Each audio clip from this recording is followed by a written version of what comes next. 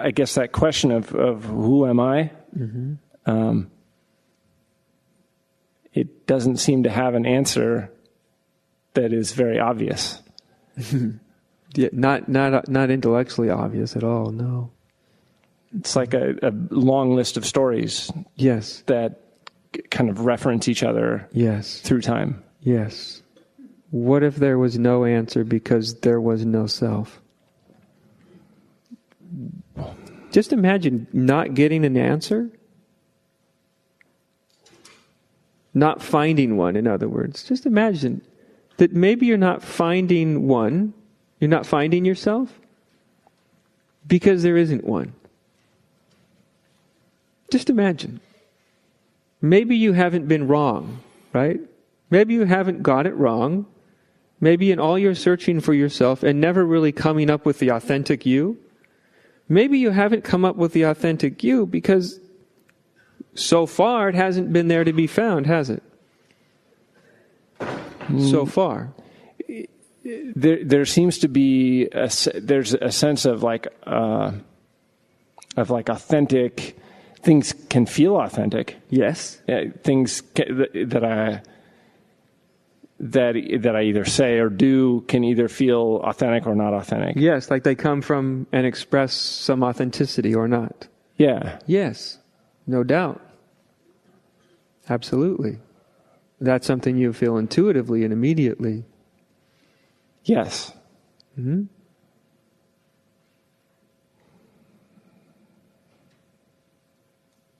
But what does it mean that there's no self? Well, there's the interesting question, isn't it? Because we're so used to defining ourself in terms of self. We're so used to it. Our minds are so conditioned, right, of defining ourself in terms of a self, that it's almost impossible to think of what we are in any other terms than a self, isn't it? How can it be anything else other than a self? It's almost impossible to the mind to think of our us as something other than a self. But clearly there's an infinite variety of things, potentially, you could be other than a self. Self's just one idea among an infinite number of ideas.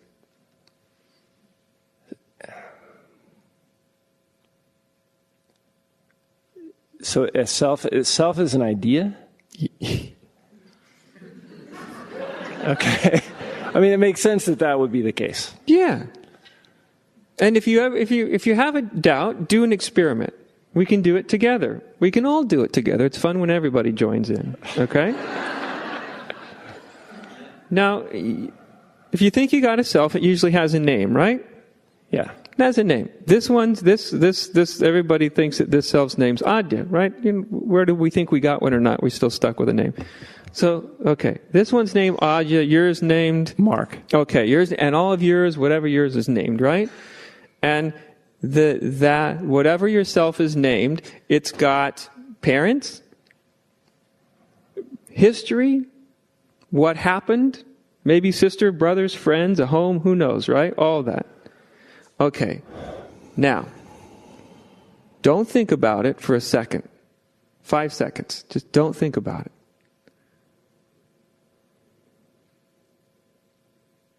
In that gap, do you notice? Name disappears. Past disappears. Home disappears. Friends disappear. Parents disappear. All disappears. It's just thought. You don't think it.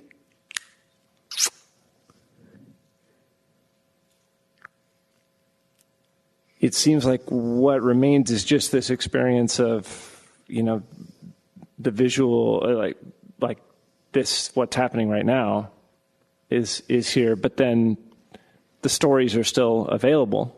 Of course they're still available. Yes, they're still available. You don't lose the story of mom or dad or house or home or sister. All the stories are there. Sure. But the point for the moment is to see that all these things, mostly ourself, what we're really looking at, that we take as so real, this thing, at the instant we stop repeating it in the brain,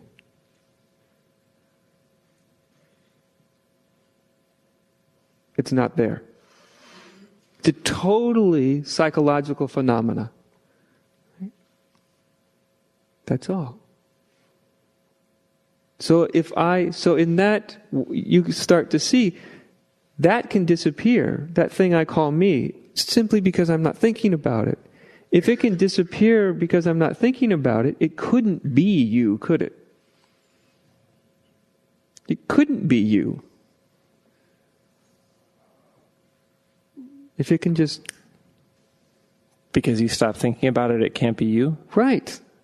You can't, because when you stop thinking, whatever you are still exists, doesn't it? Yes. It's not like you go into oblivion. Right. Just because there's not a thought doesn't mean that experience stops happening. Exactly. That's why I say, perhaps you are something other than a self.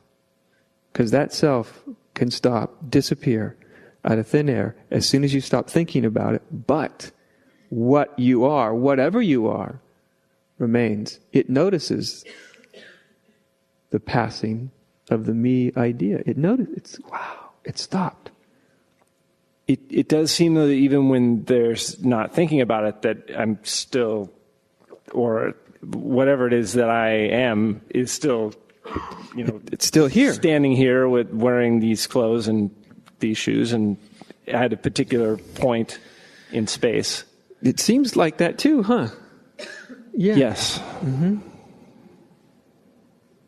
That can also be investigated.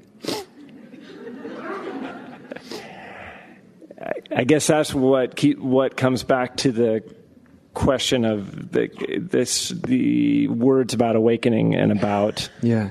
Because when I sit it's just sort of like I'm sitting with my eyes closed, and it feels like I'm still right there. You are right there. You are there. The question is not going somewhere else or being somebody else or anything. The question is what is it that's right here? What is it that's right here? What's awake? What is this thing called me? What is it? It's right here, whether you're sitting meditating, eyes open, eyes closed, thinking or not thinking. What you are is still there. You can't get away from it, can you? You can't get away from it. It's there. But it's not the thought. It's not the name. It's not all those things you identify it as. All those can disappear with the disappearing of a thought, and what you are is still there. Yeah? Yes. Okay. Do you want to keep going? What's that? We want to keep going? Well,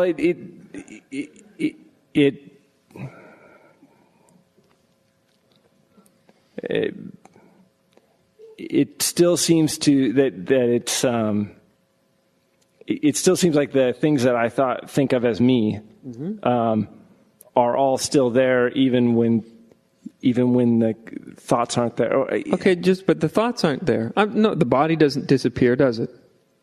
No. Right, your home doesn't disappear necessarily, but who knows?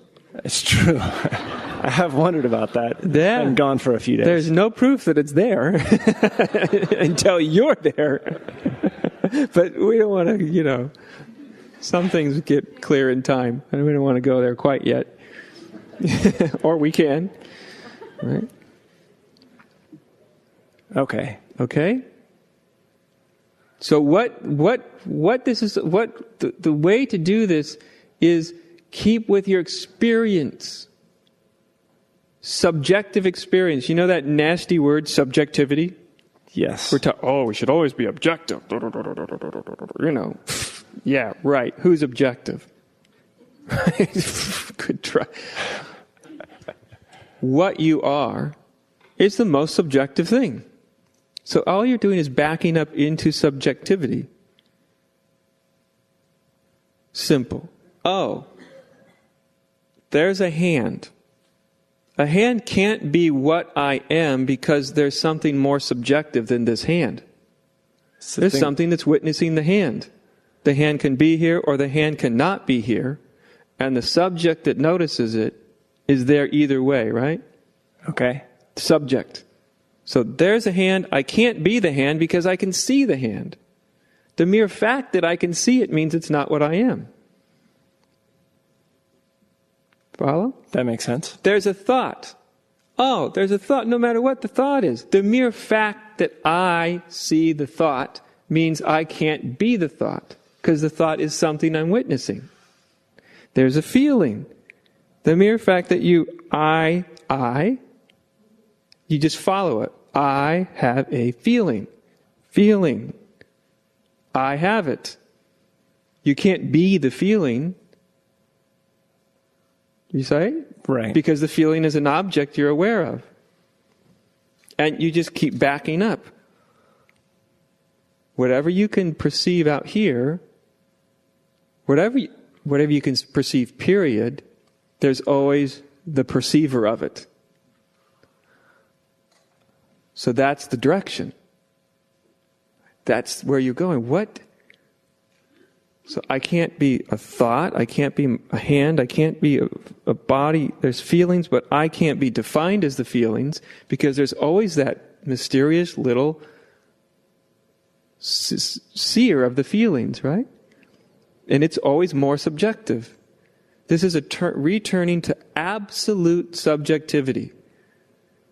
When you get back to absolute, you just follow it back. When you follow it back, you're not defining yourself as an object. What is it? Total return. There's always the seer of whatever's happening. You just come back, and there you are, being the seer. It's like simple observation of... In a certain sense, it's very scientific. Simple observation. But you get back to the seer, and you realize there's only seeing. There's not a seer. Can you find it?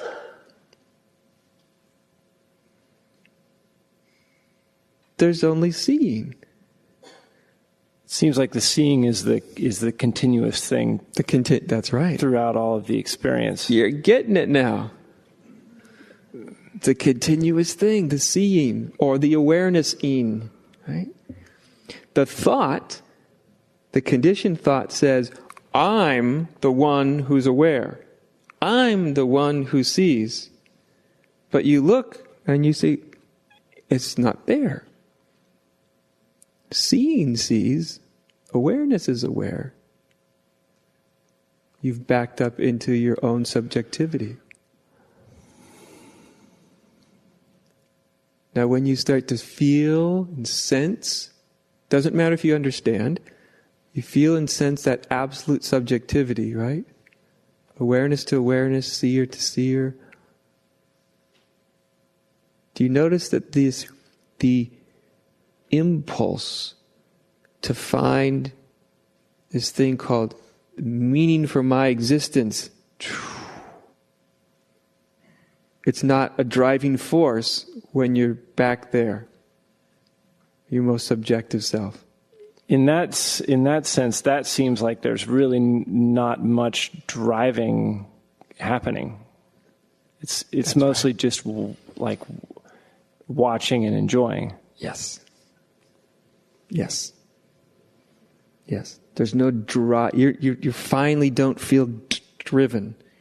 You still will move. Life has its energy, but you're right. It's that you feel the absence of being pushed to attain, to get something, to.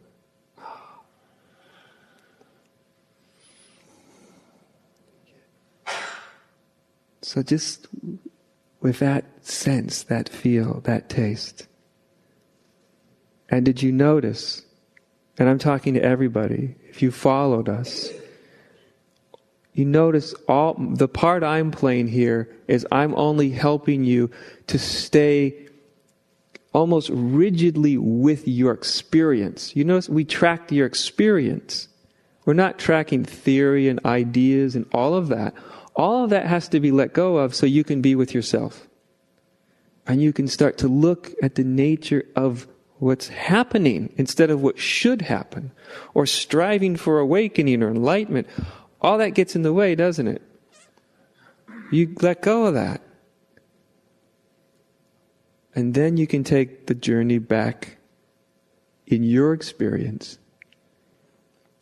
to your most subjective self.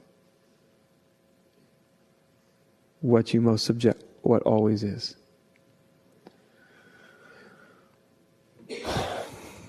Hang out with it a while and then let me know how it goes.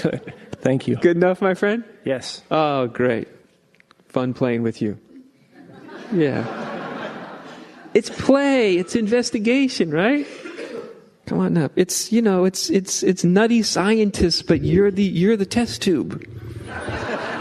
You're doing it on yourself. It's not mumbo jumbo, chasing after all sorts of things you read in books.